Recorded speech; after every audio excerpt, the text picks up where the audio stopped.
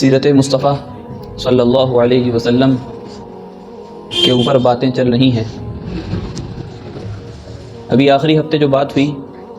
جناب محمد رسول اللہ صلی اللہ علیہ وسلم کی زندگی کے تعلق سے، تو اس میں یہ بات آئی تھی کہ اللہ کے رسول صلی اللہ علیہ وسلم طائف کا سفر آپ نے کیا اور وہاں آپ کو تکلیف دی گئی اور طرح طرح سے ستایا گیا۔ بالآخر وہاں کوئی ایمان لانے والا نہیں ہوا، لیکن اللہ کے رسول صلی اللہ علیہ وسلم احساس کمتری کا شکار نہیں ہوئے اور اللہ پر بھروسے اور یقین کے ساتھ وہاں سے لوٹے اور مکے میں آ کر کے پھر دوبارہ اپنے دین کا کام شروع کیا اور لوگوں میں دعوت کا کام پھر سے شروع کر دیا، بغیر کسی تھکن کے، بغیر کسی نا امیدی کے، بغیر کسی مایوسی کے۔ خیر، اس کے بعد مدینہ منورہ کی ہجرت کا حکم اللہ کی طرف سے آ چکا تھا اور اللہ کے رسول صلی اللہ علیہ وسلم 2 صحابی رسول کو مدینہ منورہ تبلیغ کے لیے بھیج چکے تھے،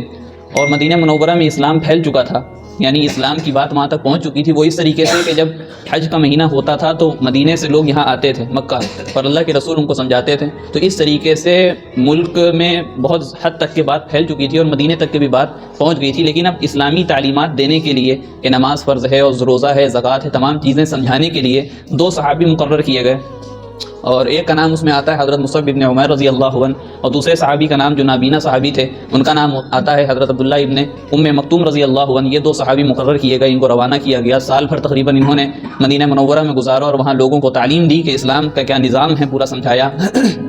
پھر دھیرے دھیرے مسلمان اپنی سہولت کے اعتبار سے کفار مکہ اور قریش مکہ سے چھپتے ہوئے اور اپنے سہولت کے اعتبار سے نکلتے رہے۔ یہ مکہ چھوڑنا پڑا ان کو اللہ کی رضا کے لیے اور اللہ کے دین کے لیے، کہ کس طریقے سے دین پر کامل طور پر چلنے والے ہو جائیں، اللہ کے احکام کو پابندی سے ادا کرنے والے ہو جائیں۔ ایسی جگہ کے لیے اپنے گھر بار کو چھوڑا، اپنے اولاد کو چھوڑا، اپنے بعض لوگوں نے اپنے اکیلے سفر کیا اور گھر والوں کو ہی چھوڑ دیا، بعض لوگوں نے اپنی زمین جائیداد چھوڑ دی، اور کتنے ہی لوگوں نے اپنے کاروبار سب یہاں چھوڑ کر کے مدینہ منورہ ہمیشہ کے لیے روانہ ہو گئے ہجرت کی نیت سے۔ تو دھیرے دھیرے لوگ جا رہے تھے، لیکن اللہ کے رسول صلی اللہ علیہ وسلم کو بھی حکم نہیں ہوا تھا، ان کو اخیر میں گویا کہ جانا تھا اور اللہ کے حکم کا انتظار تھا۔ تو اللہ تعالیٰ نے اللہ کے رسول صلی اللہ علیہ وسلم کو بھی حکم دیا ایک دن کہ آپ کو یہاں سے نکلنا ہے۔ جس دن حکم ہوا اس کے کچھ دن پہلے، اس دن حضرت ابوبکر صدیق رضی اللہ عنہ کے پاس گئے اور بتایا کہ آج کی رات ہم لوگ کو نکلنا ہے اور آپ کو ہمارے ساتھ اللہ تعالیٰ کے مشورے سے، اللہ تعالیٰ کے حکم سے آپ کو ہمارے ساتھ جانا ہے۔ لہٰذا تیاریاں پہلے ہو چکی تھیں، کیونکہ سب کو معلوم تھا کہ اب مسلمانوں کو یہاں سے ہجرت کرنا ہے، کیسے کرنا ہے، کب کرنا ہے۔ حضرت ابوبکر رضی اللہ عنہ کو یہ نہیں معلوم تھا، لہٰذا انہوں نے تیاریاں مکمل کر لی تھیں کہ جب بھی حکم آئے گا اللہ تعالیٰ کا، اس میں دیر نہیں ہوگی، فوراً ہم لوگ اللہ کے رسول صلی اللہ علیہ وسلم کے ساتھ ہجرت کرنے چلے جائیں گے۔ اللہ کے رسول صلی اللہ علیہ وسلم اتنے زیادہ آپ کے دشمن تھے اور اتنے زیادہ آپ کو تکلیفیں دی جاتی تھیں اور اتنا آپ کو پریشان کیا جاتا تھا، لیکن ان سب کے باوجود آپ صلی اللہ علیہ وسلم کے پاس کفار مکہ، قریش مکہ آ کر کے اپنی امانتیں رکھواتے تھے، آ کر کے اپنا سامان رکھواتے تھے۔ آپ کو ابھی بھی صادق سمجھتے تھے کہ آپ سچے ہیں، کیونکہ آپ کے ساتھ ماحول انہوں نے گزارا تھا، آپ کے ساتھ ایک اچھا خاصا وقفہ گزارا تھا، 40 سال کی زندگی پوری کٹی تھی ان کے ساتھ، تو سب جانتے تھے کہ ان سے بڑھ کر کے کوئی سچا نہیں ہو سکتا، سب جانتے تھے کہ ان سے بڑھ کر کے کوئی امانت دار نہیں ہو سکتا۔ آپ کی جوانی سب کے سامنے تھی، آپ کی امانت داری سب کے سامنے تھی، آپ کی سچائی سب کے سامنے تھی، آپ کے اخلاق سب کے سامنے تھے، تمام چیزیں سب کے سامنے کھلی ہوئی تھی، کھلی کتاب کی طرح تھا۔ اس لیے دشمنی کے باوجود لوگ آپ کے پاس سامان رکھوانے آیا کرتے تھے۔ ادھر اللہ کا آرڈر آیا، اللہ کا حکم آیا ہجرت کرنے کا، دوسری طرف قریش مکہ، کفار مکہ مشورہ کر رہے ہیں کہ حضرت پاک صلی اللہ علیہ وسلم ان کا دین پھیلتا جا رہا ہے، مسلمان دھیرے دھیرے کر کے مکہ چھوڑ کر کے مدینے جا رہے ہیں، اب کس طریقے سے اسلام پر لگام لگائی جائے، کس طریقے سے اسلام پر شکنجہ کسا جائے، کس طریقے سے مسلمانوں کو اپنے قبضے میں لیا جائے۔ تو سب نے ایک بات نوٹس کی اور سب جانتے تھے کہ حضرت محمد صلی اللہ علیہ وسلم کی وجہ سے یہ اسلام پھیل رہا ہے، لہٰذا ان کو پکڑ لیا جائے، ان کو روک دیا جائے تو تمام چیزیں یہ ہوں گی کہ اسلام اپنے آپ رک جائے گا۔ وہ کہتے ہیں نا کہ نہ رہے گی بانس نہ بجے گی بانسری، نہ رہے گا بانس نہ بجے گی بانسری، تو وہی والا حال انہوں نے سوچا۔ اب اس کی ترکیب شروع ہوئی کہ اللہ کے رسول صلی اللہ علیہ وسلم کو کیسے روکا جائے۔ بعض نے کہا کہ ان کو جلا وطن کر دیا جائے، یعنی وطن سے ان کو نکال دیا جائے، جب یہ کہیں اور چلے جائیں گے تو ہمارا مسئلہ تھوڑا سا ہلکا ہو جائے گا، ہماری چودراہٹ اور ہماری بادشاہی اور ہماری سرداری اسی طریقے سے باقی رہے گی جیسے پہلے باقی تھی۔ بعض نے کہا کہ ایسا اگر کریں گے تو اسلام بہرحال پھیلتا رہے گا اور ہمارا جو مذہب ہے، یعنی ہم جو بتوں کو پوجنے والے ہیں، اس کی تکفیر کرتے رہیں گے، اس کی تردید کرتے رہیں گے اور کہیں گے کہ بتوں سے کچھ نہیں ہوتا ہے، کرنے والی ذات صرف اللہ کی ہے، اگر عبادت کی جائے گی تو صرف ایک اللہ کی عبادت کی جائے گی، یہ باہر جا کر کے ایسا کرتے رہیں گے۔ بعض نے کہا کہ ان کو کہیں قید کر دیا جائے، کہیں بند کر دیا جائے، طرح طرح کی ان میں رائے آئی، مشورے آئے، لیکن کوئی ماننے کو اس پر فیصلہ نہیں ہو پایا، حتمی فیصلہ۔ ابو جہل نامی ایک شخص تھا، کافر تھا، سردار تھا، وہ بعض لوگ کہتے ہیں کہ وہ آپ صلی اللہ علیہ وسلم کا چچا تھا، چچا نہیں تھا، وہ آپ کے خاندان سے دوسرا، اس کا خاندان دوسرا تھا، قبیلہ اس کا دوسرا تھا، تو سگا چچا نہیں تھا، سگا چچا ابو لہب تھا۔ تو خیر ابو جہل نے آخر میں یہ بات کہی کہ ایک کام یہ کرتے ہیں کہ عرب میں مکے میں جتنے بھی قبیلے ہیں ہر قبیلے کا ایک جوان لیا جائے اور ہر جوان کو ایک تلوار سونپی جائے. جب اللہ کے رسول صلی اللہ علیہ وسلم باہر آئیں اپنے گھر سے نکلیں سارے جوان اپنی تلواروں کے ساتھ ان کے اوپر ٹوٹ پڑیں اور ان کا قتل کر دیں, جس کی وجہ سے ان کا جو مذہب یہ پھیل رہا ہے, ان کا دین جو پھیل رہا ہے, اسلام جو پھیلا رہے ہیں, جب وہی نہیں رہیں گے تو اسلام پھیلنے کی کوئی جو ہے اس میں گنجائش نہیں رہے گی, لہٰذا ان کو جو ہے ختم کر دینا چاہیے. بعض لوگوں نے مثال دی تھی کہ بعض لوگوں نے رائے دی تھی کہ ہم یہ کہنا شروع کریں گے کہ یہ پاگل ہے, یہ مجنون ہے, لیکن لوگ کہنے لگے کہ کیسے کوئی مان سکتا ہے کہ یہ پاگل مجنون ہے, اتنے نیک انسان ہیں, اتنے اخلاق کے عمدہ انسان ہیں, لوگ کہہ نہیں سکتے کہ یہ پاگل مجنون ہے. لوگوں کو بھڑکایا گیا کہ آپ مکے میں آ رہے ہیں, اندر داخل ہو رہے ہیں, ایک شخص ہے یہاں مکے کے اندر, اس کا نام محمد ہے صلی اللہ علیہ وسلم, اس کی بات نہ سنیے گا ورنہ اپنا مذہب آپ چھوڑ دیں گے. حضرت طفیل ابن عمرو دوسی رضی اللہ عنہ کے بارے میں آتا ہے کہ جب وہ آئے تو اپنے کانوں میں روئی لگا کر کے آئے اور مکے کے پاس گئے عبادت کرنے کے لیے, تو اللہ کے رسول صلی اللہ علیہ وسلم جو ہے نماز پڑھ رہے تھے.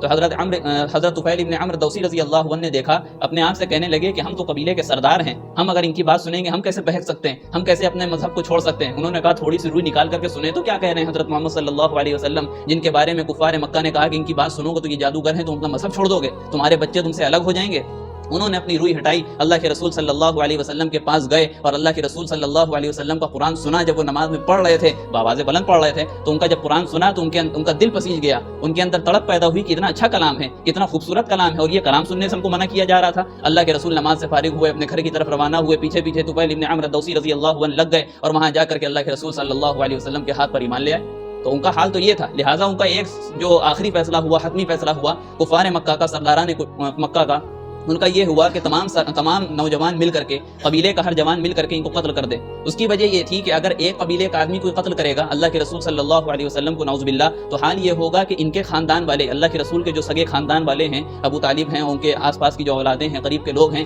یہ سب پھر دیت لینے آ جائیں گے, خون بہا جس کو کہا جاتا ہے, دیت لینے آ جائیں گے, اور پھر ایک اور کو قتل کرنا پڑے گا ہماری طرف سے, ایک جوان کو. اور اگر ہر قبیلے کا ایک آدمی آئے گا اور ہر کوئی ان کو بھیڑ ایک قتل کرے گی, جس کو آج ہم موب لنچنگ کہتے ہیں, آج جو مسلمانوں پر جو ہے معاملہ رویہ کیا جا رہا ہے, اگر اس طریقے کا کرے گا تو خون بہا دینے کی ضرورت نہیں پڑے گی, کسی کا خون بہانے کی ضرورت نہیں پڑے گی. لہٰذا یہ ہوگا کہ ایک بھیڑ نے آ کر کے مار دیا, اللہ کے رسول صلی اللہ علیہ وسلم آرام فرما رہے ہیں, باہر تلواریں لے کر کے, تمام جو ہے ہر قبیلے کا جوان اپنے تلواریں لے کر کے کھڑا ہے. اللہ کے رسول صلی اللہ علیہ وسلم کو حکم آیا کہ آپ کو رات میں نکلنا ہے. اللہ کے رسول اٹھتے ہیں, اپنے بستر پر حضرت علی ابن ابی طالب رضی اللہ عنہ کو لٹاتے ہیں اور کہتے ہیں کہ آپ یہاں پہ آرام کریے, اور دوسرے دن یا تیسرے دن کہا کہ آپ کچھ دن بعد آئیے گا, میرے پاس کچھ امانتیں رکھی ہیں, یہ امانتیں جن کی ہیں ان کو لوٹا کر کے آپ آئیے گا.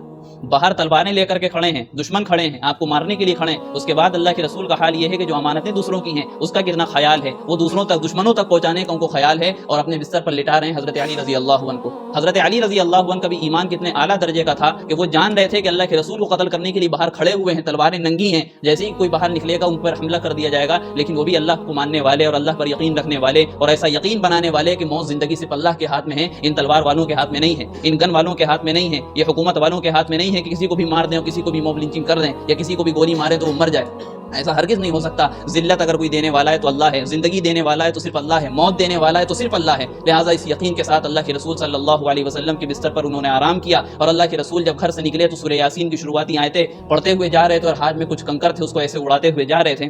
جتنے کفار تھے, جتنے بھی نوجوان تھے, ان سب کے آگے جو ہے اندھیرا چھا گیا, اور گویا کہ ان کو نیند آ گئی, ان کو اونگ آ گئی, اور جتنے نوجوان تھے کوئی اللہ کے رسول کو دیکھ نہیں پایا, اور اللہ کے رسول انہی کے سامنے سے, انہی کے بیچ سے نکل گئے. حضرت ابوبکر صدیق رضی اللہ عنہ کو لیتے ہیں اور آگے چلے جاتے ہیں. دوسرے دن جب صبح ہوتی ہے, فجر کا وقت ہوتا ہے, حضرت علی رضی اللہ عنہ خوش اچھی نیند سوئے ہیں. جب سو کر کے اٹھے تو لوگوں نے پوچھا کہ محمد صلی اللہ علیہ وسلم کہاں ہیں؟ تب پتہ چلا کہ وہ تو رات ہی میں نکل گئے, ہم کو پتہ ہی نہیں چلا. تب ان کا پیچھا کیا گیا. حضرت ابوبکر رضی اللہ عنہ کے ساتھ تفصیلی واقعہ ہے. چڑھتے ہیں غار ثور پر, غار ثور میں گئے جس کی تقریباً اونچائی بتائی جاتی ہے کہ 5413 فٹ تقریباً زمین سے اونچا ہے. اللہ کے رسول صلی اللہ علیہ وسلم کو اپنے کاندھے پہ بٹھا کر حضرت ابوبکر صدیق رضی اللہ عنہ اوپر چڑھے اور وہاں جا کر کے غار صاف کری, اندر گئے. پورا تفصیلی واقعہ. پھر وہاں پر کیا ہوا, اللہ کے رسول کا ایمان یہاں پر دیکھنے کی ضرورت ہے کہ اللہ کے رسول صلی اللہ علیہ وسلم کو کتنا زبردست اللہ پر یقین تھا, اور یہ یقین تھا کہ جب تک کہ اللہ نہیں چاہے گا کچھ, تب تک کہ کوئی بھی ذرہ اپنی جگہ سے ہل نہیں سکتا. بتایا جاتا ہے کہ دشمن آ چکے تھے, غار کے منہ پر چڑھ چکے تھے, اور 3-4 دشمن آ چکے تھے. اس کا اعلان یہ ہوا تھا کہ جو بھی محمد صلی اللہ علیہ وسلم اور حضرت ابوبکر رضی اللہ عنہ کا سر کاٹ کر کے لے کر کے آئے گا, اس کو 1000 اونٹ دیے جائیں گے. 1000 اونٹ دیے جائیں گے. آج کل کے معاملے میں سمجھ لیجئے کہ اس کو گاڑیاں دی جائیں گی. ऑडी मर्सिडीज दी जाएगी और एक नहीं सैकड़ों हजारों दी जाएंगी, उस वक्त की ऊंट की कीमत ये थी। तो इस लालच में लोग आप सल्लल्लाहु अलैहि वसल्लम के कत्ल के पीछे भागे और आपको ढूंढने के लिए इतनी ऊंची पहाड़ी पर चढ़े और मुंह तक के पहुंच गए। तो मामला वही हुआ कि मकड़ी ने जाला लगाया और कबूतर ने अंडे दिए, और लोग कहने लगे बस हाल ये था कि अगर अपने नीचे इस तरीके से झांक करके देख लेते दुश्मन तो अल्लाह के रसूल सल्लल्लाहु अलैहि वसल्लम दिख जाते, हजरत अबू बकर रज़ी अल्लाहु अन्हु दिख जाते। हजरत अबू बकर रज़ी अल्लाहु अन्हु ने कहा कि या रसूल अल्लाह, अगर ये दुश्मन हमारे अपने पैरों की तरफ भी देख लेंगे तो हम उनको दिख जाएंगे और हमको कत्ल कर देंगे, यहाँ हमको बचाने वाला भी कोई नहीं है, यहाँ भागने का रास्ता भी कोई नहीं है। अल्लाह के रसूल सल्लल्लाहु अलैहि वसल्लम ने ईमानी जुमला कहा जिसको कुरान ने नकल फरमाया कि ला तहज़न इन्नल्लाह माअना, ला तहज़न इन्नल्लाह माअना, घबराने की जरूरत नहीं है, गम खाने की जरूरत नहीं है, हमारे साथ हमारा अल्लाह है, हमारे साथ हमारा अल्लाह है।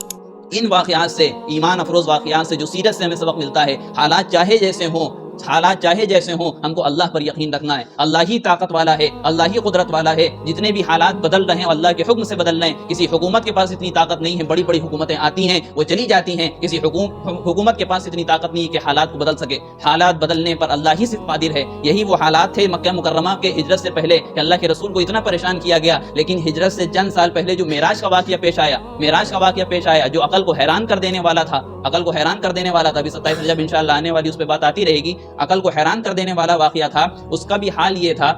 इसमें जो इशारा मिलता है कि इतनी परेशानी में मुसलमान मुब्तला थे, अल्लाह के रसूल मुब्तला थे, लेकिन इन परेशानियों के बीच में अल्लाह ताला ने एक ऐसा वाक़या पेश कर दिया और अल्लाह के रसूल सल्लल्लाहु अलैहि वसल्लम को अपने पास बुला लिया कि जो अकल में आने वाली बात नहीं थी, अकल में आने वाली बात नहीं थी, और हालात बिल्कुल चेंज हो गए। हालात बिल्कुल चेंज हो गए कि दुनिया से बुलाकर 7 आसमानों का सफर करा दिया और अपने पास बुला करके बातें कर ली और 50 वक्त की नमाज का तोहफा दिया, उसमें कम करा करके 5 वक्त की नमाजें बची। तो इससे भी पता ये चलता है कि हालात चाहे जितने हो, लेकिन जब अल्लाह हालात बदलने पर आता है तो इंसान को जमीन से उठाकर आसमान पर भी बुला सकता है,